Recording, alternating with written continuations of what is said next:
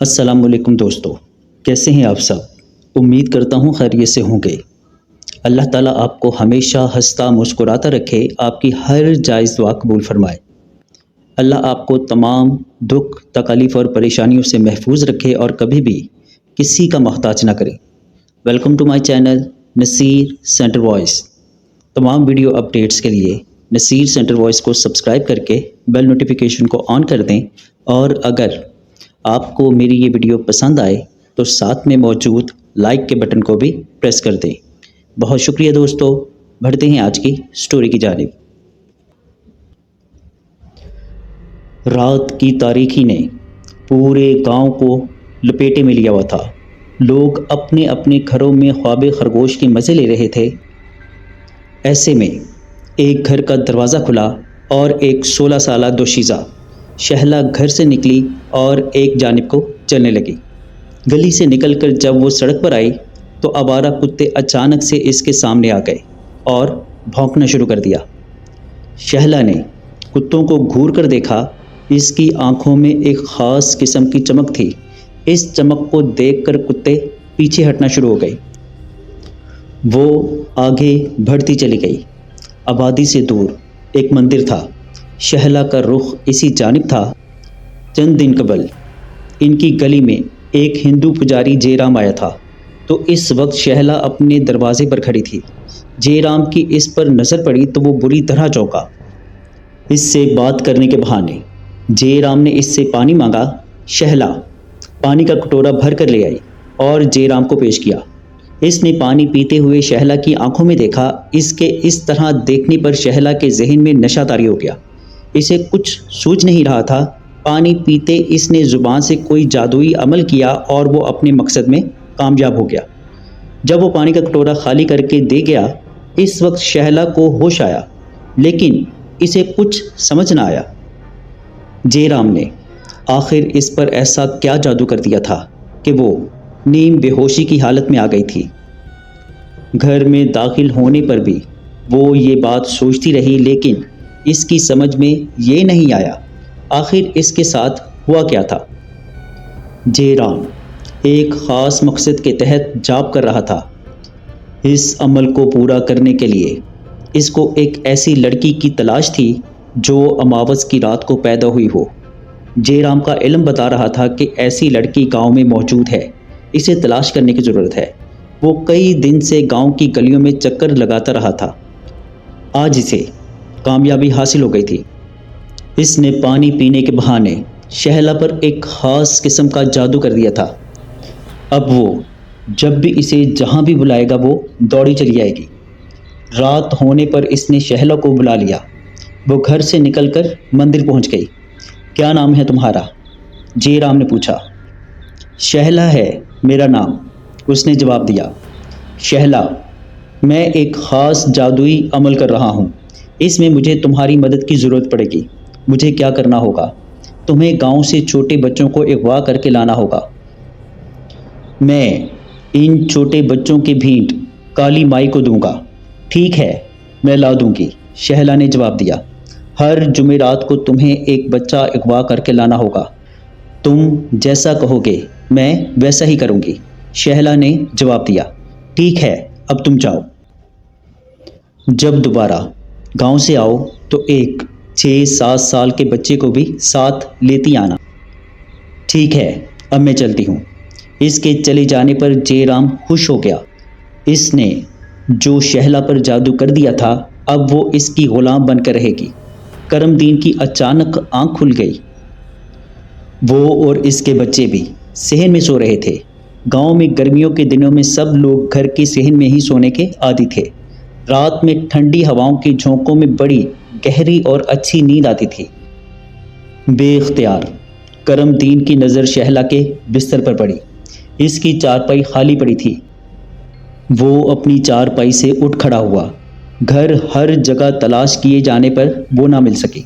करमदीन दरवाजे पर आया। दरवाज़ा लॉक नहीं था, जिसका मतलब था शहला घर से बाहर चली गई है और वो इसे ढूंढने बाहर निकल गया। इसने गांव के मुख्तलिफ इलाकों में शहला को तलाश किया, लेकिन नाकाम रहा। थक हार कर वो घर लौट आया। जब इसकी नज़र शहला की चारपाई पर पड़ी वो गहरी नींद में सोई हुई थी। करमदीन को हैरत का एक शदीद झटका लगा। इसने शहला को झंझोड़ कर उठाया। शहला बेटी, तुम कहाँ गई थी? अब्बा, मैं तो कहीं नहीं गई, चारपाई पर सो रही थी। जब मैंने तुम्हारी चारपाई को देखा तो तुम यहाँ नहीं थी। अब्बा, तुमने ख्वाब देखा होगा। मैं भला कहाँ जाऊँगी? अगर जाती भी तो फिर चारपाई पर कैसे मिलती? करमदीन की कुछ समझ में नहीं आ रहा था कि थोड़ी देर पहले शहला घर पर नहीं थी। जब बाहर से घर आया तो शहला गहरी नींद सो रही थी। वो अपनी चारपाई पर आकर लेट गया। लेटते ही इसे नींद आ गई। जयराम काली माई के बुत के आगे बैठा आंखें बंद किए जाप कर रहा था। जाप मुकम्मल हो जाने पर इसने आंखें खोल दी। इस वक्त इसकी आंखें लाल सुर्ख हो रही थी। ऐ काली माई, मैं तेरा पुजारी हर वक्त तेरी पूजा करता रहता हूँ। मैं ख़ास मकसद के तहत जाप कर रहा हूँ। तुझे मेरे मकसद को कामयाबी देना होगी। जयराम, मुझे पता है तुझे दौलत की हवस हो गई है। ज़मीन में दफन 7 बादशाहों के ख़जाने को हासिल करने के लिए तू जाप कर रहा है। काली माई के होंठ हिले। ऐ काली माई, मैं ख़जाना मिल जाने पर एक अजीमुल शान मंदिर बनवाऊंगा जिसमें सबसे बड़ी मूर्ति तेरी होगी। जयराम, हम तेरे काम से बहुत खुश हैं। तू अगर मंदिर बनाने का नहीं भी कहता फिर भी हम तेरी मदद ज़रूर करते। काली माई की तरफ से आवाज़ आई। मुझे पूरी उम्मीद थी कि तुम मेरी मदद ज़रूर करोगी। तुझे 7 जुमेरात तक एक बच्चे की भीड़ देना होगी। इसका मैंने बंदोबस्त कर दिया। जयराम ने जवाब दिया। ठीक है, तुझे वो ख़जाने मिल जाएंगे, लेकिन याद रख, एक जुमेरात भी तूने अगर बच्चे की भीड़ नहीं दी तो इन ख़जानों की हिफाजत करने वाली कफन पोश लाशें तेरा काम तमाम कर देंगी। चाहे तू कहीं भी छुप जाए, वो वहाँ पहुँच जाएंगी। काली माई ने आगे से जवाब दिया। इसीलिए ऐ काली माई, मैंने शहला का इंतखाब किया है। मेरा जादू बताता है कि ये काम सिर्फ वही कर सकती है। हाँ, इस जादुई अमल में वही लड़की काम आ सकती है जो अमावस की रात को पैदा हुई हो। ये कहते हुए काली माई के होंठ हिलना बंद हो गए। इसी वक्त शहला एक छोटे बच्चे को लेकर मंदिर में दाखिल हुई और बच्चा जयराम के हवाले कर दिया। जयराम ने इस बच्चे को काली माई के चरणों में ज़िबा कर दिया। 1 माह के दौरान 4 बच्चों की गुमशुदगी ने गांव के लोगों में खौफ व हरास फैला दिया। किसी की कुछ समझ में नहीं आ रहा था कि रात में बच्चे घर के अंदर से कैसे गायब हो रहे हैं। गांव की हर गली में पहरा लगा दिया गया। जयराम को भी इस बात की खबर हो गई, लेकिन वो बच्चों की भीड़ देने का अमल नहीं रोक सकता था। इसे हर सूरत हर जुमेरात को एक बच्चे की भीड़ देना थी, वरना इसकी बरसों की मेहनत ज़ाया हो जाती। शहला एक बच्चे को उठाकर गली से बाहर निकली तो इसे चारों तरफ से गांव के लोगों ने घेर लिया। शहला बुरी तरह खौफजदा होकर इधर उधर देखने लगी। वो इन लोगों से बचकर मंदिर जाना चाहती थी। गांव के लोग इसे किसी सूरत जाने नहीं देना चाहते थे। मुझे जाने दो, वो मेरा इंतज़ार कर रहा है। कौन है वो? सलाम ने पूछा। वो जयराम है, शहला ने जवाब दिया। वो कहाँ रहता है? इस वक्त मंदिर में है और इस बच्चे की काली माई को भीख देगा। शहला ने आगे से जवाब दिया। गांव से जो बच्चे अगवा हुए थे, क्या वो भी तुमने अगवा किए थे? नज़ीर ने हैरत से पूछा। हाँ। तुमने ऐसा क्यों किया? मैं जयराम की ग़ुलाम हूँ, वो जो कहेगा मैं वही करूँगी। जयराम की ऐसी की तैसी ये कहते हुए सलाम आगे बढ़कर जैसे ही बच्चे को छीनने इसके पास पहुँचा, शहला ने एक जानिब को इससे धक्का दिया और वो दूर जा गिरा। मेरे करीब मत आना, वरना तुम्हारा इंजाम बहुत बुरा होगा। इसे बड़ी हैरत हुई कि एक 16 साल की लड़की में इतनी ताकत कहाँ से आ गई। शहला को मौका मिल गया और वो दौड़ पड़ी। गांव के लोग भी इसके पीछे भागे। वो किसी सूरत भी शहला को बच्चे को लेकर जाने नहीं देना चाहते थे। भागते हुए शहला को ठोकर लगी और वो ज़मीन पर आ गिरी। बच्चा भी इसके हाथ से छूटकर दूर जा गिरा। गांव के लोगों ने बच्चे को अपने काबू में कर लिया और शहला को भी मजबूती से पकड़ लिया। इसने खुद को छुड़वाने की बहुत कोशिश की लेकिन कामयाब ना हो सकी। तुम ये अच्छा नहीं कर रहे। जयराम तुम्हें नहीं छोड़ेगा, वो तुमसे भरपूर इंतकाम लेगा, शहला जोर से चीखी। गांव वालों ने इसके चीखने की कोई परवाह नहीं की और इसको एक घर में ले जाकर कमरे में कैद कर दिया। कमरे में वो बेचैनी से घूम रही थी लेकिन कुछ करने की पोजीशन में नहीं थी। जैसे जैसे वक्त गुजर रहा था, जयराम की परेशानी और बेचैनी में इजाफा हो रहा था। इसे हर सूरत आज एक बच्चे की भीड़ देनी थी, वरना इसकी ना सिर्फ बरसों की मेहनत ज़ाया हो जाएगी बल्कि ख़जानों की हिफाजत करने वाली कफन पोश लाशें इसकी जान भी ले सकती हैं। जयराम का इंतज़ार बर्दाश्त से बाहर हो गया। वो खुद मंदिर से बाहर निकला। जयराम मुख्तलिफ रास्तों से होता हुआ गांव में आ गया। आवारा कुत्तों ने जयराम को देखकर भौंकना शुरू कर दिया। इसने अपनी लाठी को घुमाकर कुत्तों को डराने की कोशिश की लेकिन कुत्ते इसे छोड़ने को तैयार न थे। वो मुसलसल ज़ोर ज़ोर से भौंक रहे थे। जयराम ने जादुई अमल करके इन कुत्तों पर फूंका। इससे कुत्ते खामोश हो गए। गांव की गलियों में पहरा देने वाले लोग कुत्तों की आवाज़ की सिमत दौड़ते हुए आए। इन्हें इस बात का यकीन था जब शहला बच्चे को लेकर नहीं पहुंचेगी, जयराम बच्चे की भीड़ देने के लिए बच्चा अगवा करने पहुंच जाएगा। इनका अंदाज़ा दुरुस्त निकला। सड़क पर इन्होंने देखा एक शख्स एक बच्चे को अगवा करके ले जा रहा है।